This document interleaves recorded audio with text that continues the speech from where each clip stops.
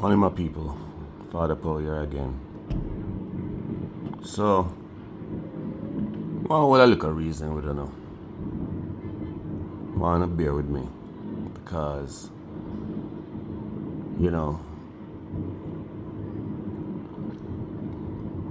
we normally hear certain things as kids, and then some of the things that we have heard, those things change when we're in elementary, primary school. Some of the things that we heard, they're changing when we're in high school. When we become young adults. When we become parents. And even when we turn grandparents, things are changing. So in the early days, people used to believe that the world was flat. And some people decide that they must take it on and say, boy, we're going to sail and see if we can reach the end, And some people say, boy, you're going to drop off, Anyway, them sail and thing and them realize, you can sail east and reach the west. Okay, so the world not flat, it's round. Not quite like a circle. Maybe more like a line. And these are the things that we learn. We learn these things. And we realize that, yes, things change.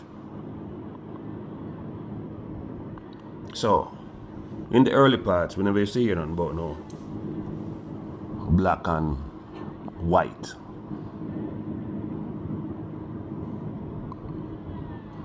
And then we also have to remember that history is written by the people who, by whatever means them do the conquering, them write the history. Or as one guy put it, it's his story. So they're telling you from the perspective of themselves, how them see the thing, how them experience the thing, why them think it happened, and so on. History is written by winners and history is written by losers. And many times when you compare the two, the stories are different. It's very rarely that both the winner and the loser telling the same story. Rarely. There are always differences, discrepancies, difference of opinion, different reasons, etc. So, one of the things that we were told is that there's white people, brown people, yellow people, black people.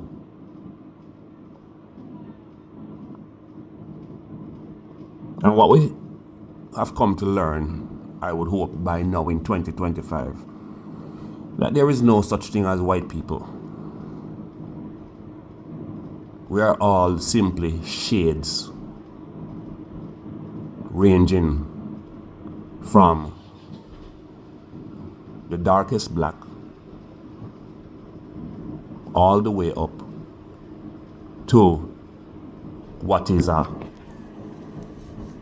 very light tan. There is no such thing as white people. White is a term that was put forward to separate groups. And the person who came up with it is quite genius, because what it does, it causes people to create and have feelings regarding this whole concept of white and black. Now the scientists and the anthropologists have done the research, and it has been concluded and proven that all peoples came out of the African continent. Yes. And in the African continent, because of the temperatures and because of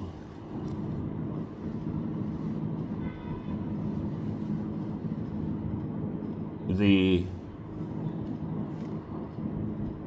environment, people tend to have wider nostrils, bigger noses, and darker complexions because there is a lot of exposure to the sun. And that melanin is this thing in your body that protects you from the sun. And while it is busy protecting you from the sun, it is converting the rays by some scientific process to vitamin D. The migration routes show also that people moved across land masses and even move more when they develop the ability to build ships. And the bigger and the better the ship, the further they could go. And so they moved from place to place. And they moved to places sometimes that when they got there, it was habitable. But at a certain point, it became uninhabitable. And there were other places that they moved to or went to that they found out was just not habitable at all. The temperatures were either too high or too low to sustain life. And that for the people who managed to go to some of these other places, structurally, sometimes not necessarily within their generation, but within the generation that was now reproduced in that area, the features changed to be more adaptable to the environment. The nasal passage narrowed, causing the nose to be straighter and not as broad. The amount of melanin in the skin was reduced because it wasn't necessary, because these persons could not stay outdoors for very long. They spent most of their time indoors. So, I believe it was the Spanish who, after being conquered by the Moors, as a way to separate themselves from the darker skinned people, those from, I believe they called it,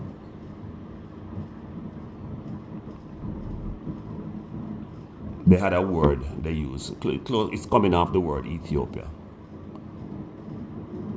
the land of the burnt skin, because burnt things are dark, black even.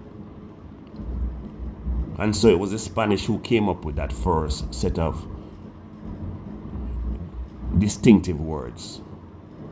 For instance, Negro, which is a derogatory term, and coming up with Caucasian and white and those things. And those people will tell you about how these white people came out of the Caucasus Mountains. All that is all not, that has been proved that that's not the case. That what it was is that people, the body changed to adapt to the climate, just like everything else. You plant something and the sun only reach a certain part, it grow towards the sun so it start to lean. And if you want it to grow straight, you have to just keep turning the pot. If it's just something where you can turn, and so it only catch each part of it get a portion of the sun, so it don't need to bend. But other than that, this is just how things always move towards the light.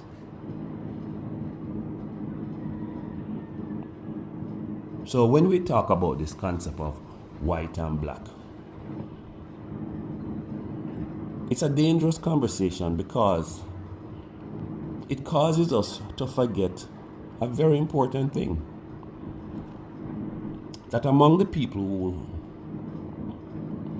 call themselves black,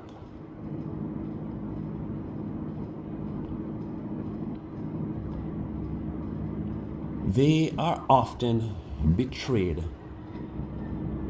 by others who call themselves black.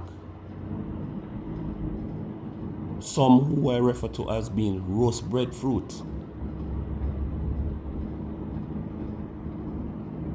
They have, in quotes, all the white tendencies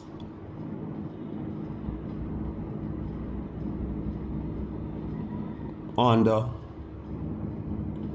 a black dark exterior. And what are the white tendencies? The history will show you, and there are many who will attest to it, that anywhere these people who call themselves white tend to go, they tend to take people's things and call it their own. And that is really the problem. Not going to a next man's place and seeing his thing and saying, boy, this thing we have is nice, you know. No, it's going to a next man's place, chasing the man out of the place, coming up with all kind of devious ways to get what the man has.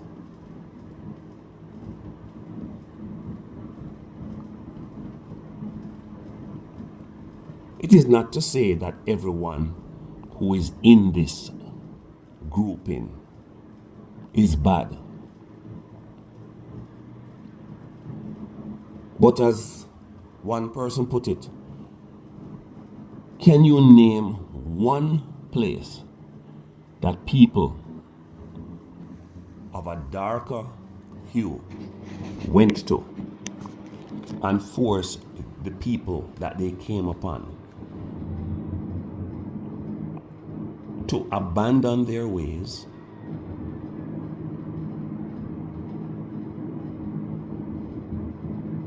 by force and adapt the ways of this newcomer who is not of a dark hue?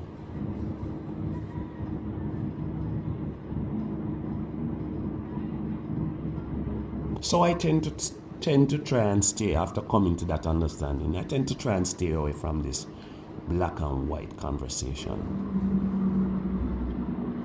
Because I've met my fair share of roast breadfruit.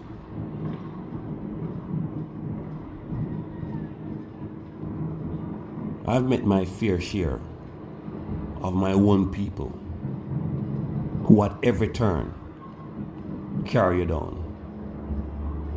I've met my fair share of family members who are worse than strangers. And if you have not had that misfortune, consider yourself lucky. But if you have, then you can relate to what I'm saying. For those of you who read what they call the good book, the Bible, it tells you the heart of man is deceitful and desperately wicked. Who can know it but God?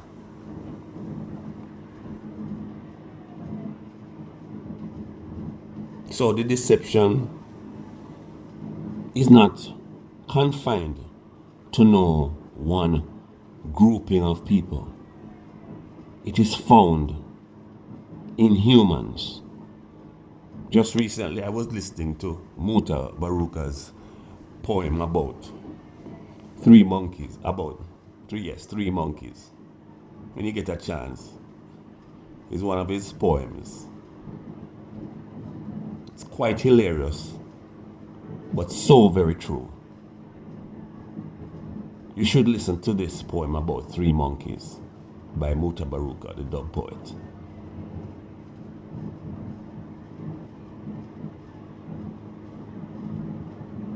Our problem really is that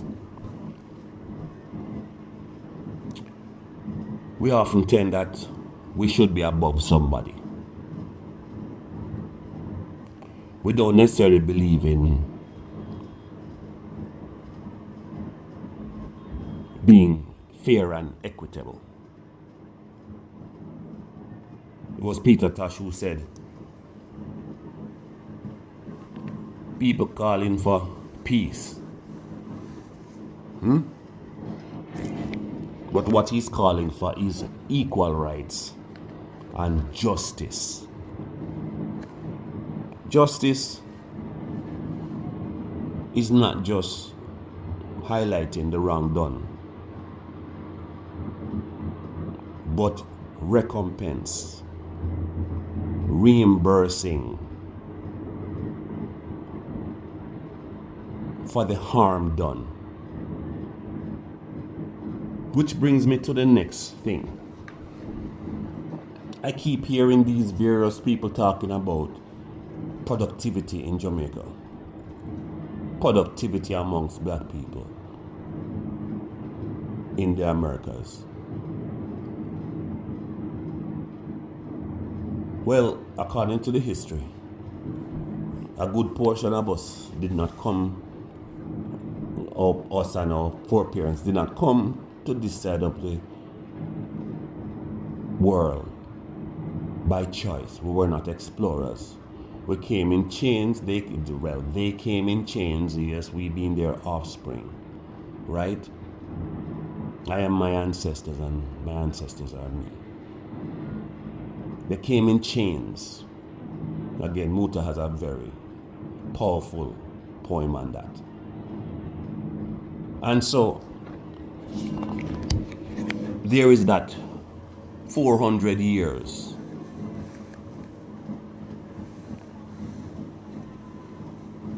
of forced labor, murder, and all kind of atrocities to other human beings. One place went as far as to say that there were only 3/5 of a person.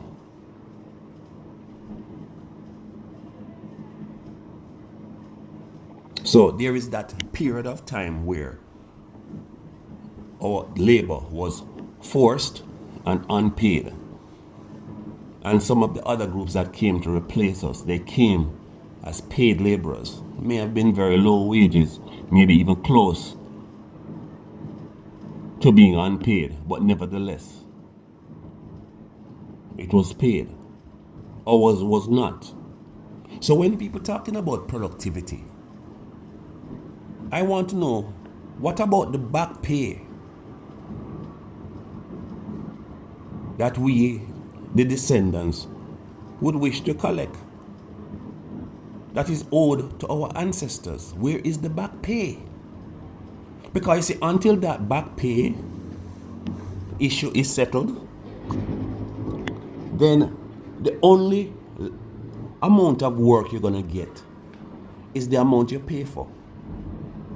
And this idea that you think you can pay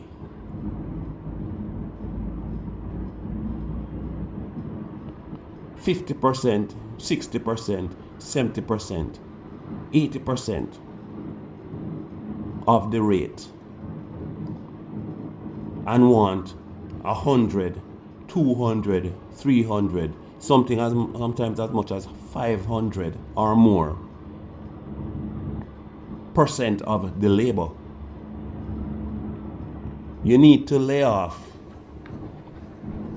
of the THC. Stop eating all them gummies. Huh? Them gummies that you're eating, not good for you. Because you can't handle it. You lick your head.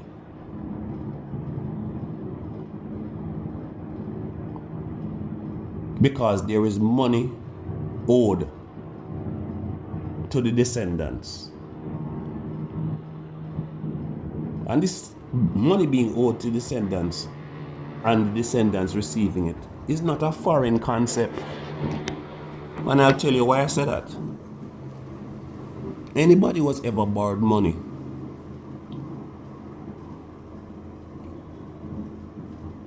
or taken any oath, it tells you about heirs and successors, that they have the same amount of rights to the benefit.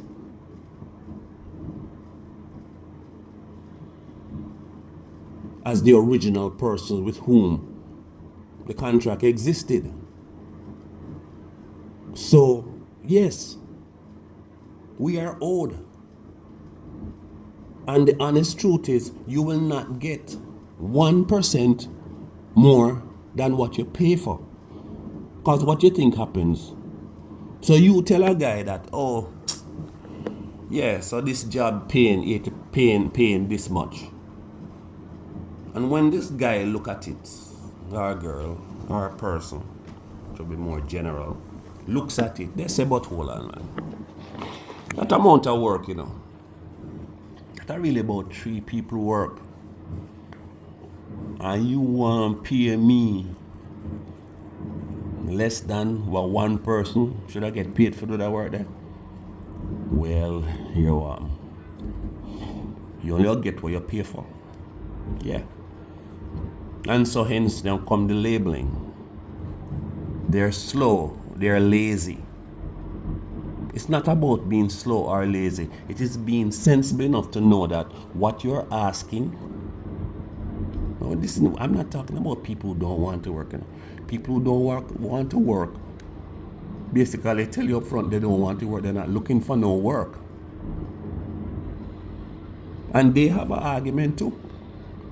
Humans are the only ones who seem to pay to live on this planet that apparently was made for them.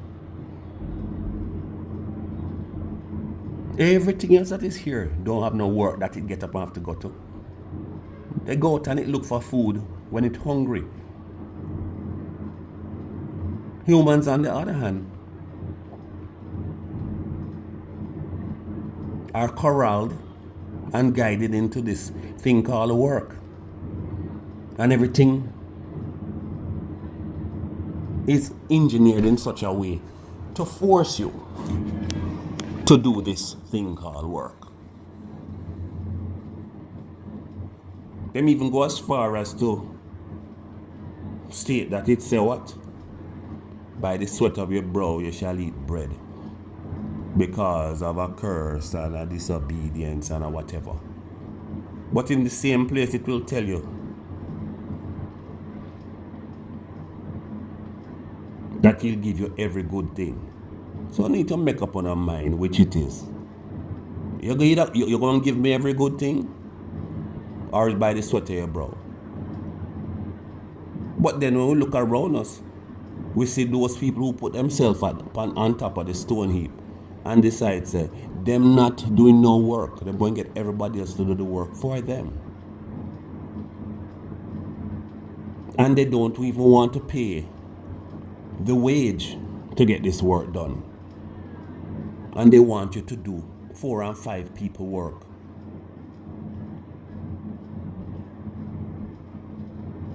But you see this this present generation, them not join that,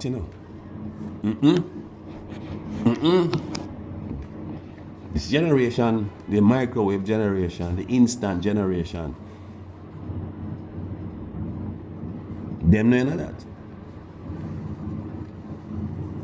Matter of fact, Them is the now generation. Them want the house now. Them want the car now. Them want whatever it is now. And sometimes we turn and we try to fault them. But we don't realize is that we're faulting them based on the fact that we, earlier generations, accepted this thing. Few of us didn't, but the majority accepted that you have to pay your dues and you have to work hard. But what we're recognizing more and more is that people are getting to where they want to get to, and not everybody's working hard. So why I have to work hard? The path that we were told as to how to live a reasonable life,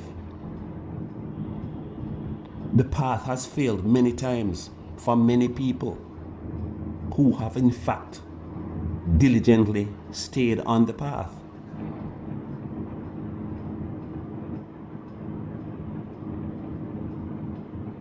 So when we look at these things, we must really and truly just,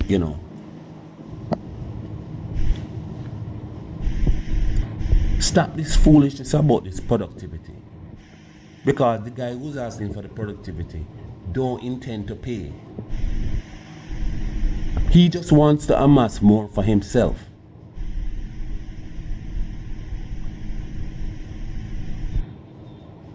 And yes, productivity is important.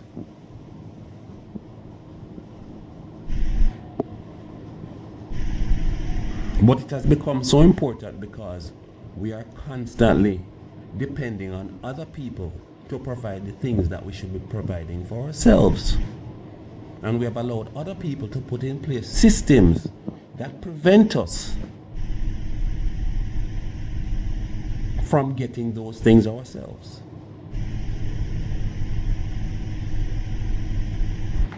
And I'm going to make mention here of a evil that I see.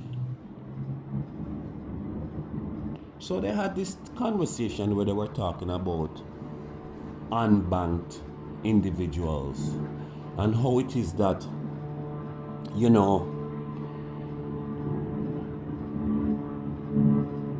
if people were banked, then when government need to give out certain resources, they wanted to get into the hands of the people, they could do so.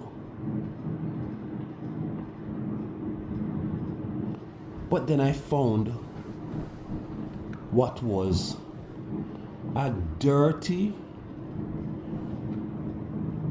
little deed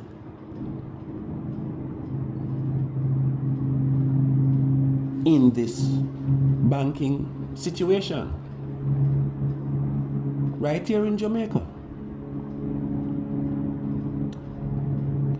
where a person goes and opens one of these, what they call low-KYC accounts. This one in particular had a cap where the person can't have more than 200,000 Jamaican dollars in that account at any one time. Now, 200,000 Jamaican dollars is approximately about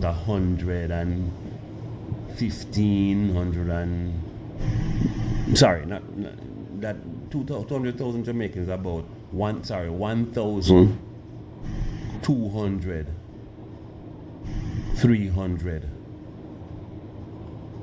US dollars in that account.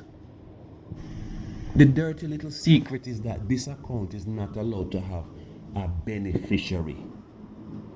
So you're telling me that a little man will put his money so as to become part of the formal system, open one of these accounts, and God forbid, after he opened that account, he walk outside and a crazy vehicle operator knock him down, hurt him or kill him. He is unable now to his family, who is left behind or who need to assist him, is unable to access this money because he was unable to put a beneficiary on this account. This is one of those things, I guess, where you talk about the rich getting richer and the little that the poor had shall be taken away. Somebody needs to fix that. We're not talking about a co-applicant. We're talking a beneficiary. The beneficiary is there that in the event something happens, this person can access what belonged to the person who named them as beneficiary. Does this person have money to go to probate court or go and fight this in court? No. And the bank is trying to say that they are just going to hold on to this money in this account. Because every mickle make a muckle down. One cocoa full basket. And if the bank were to do that for say 100,000 people who had, for argument's sake, the maximum 200,000 in that account, that's a nice little change for the bank. Somebody has to address that. Amend the law, do what needs to be done. You must at the very least be able to open these low KYC accounts and have a beneficiary. A beneficiary who must then prove their identity in the event something happens to you.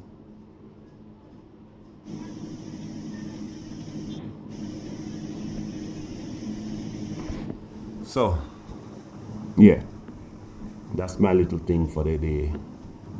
Hope you guys having a good weekend. Pass this on to those that can make the change with this account business.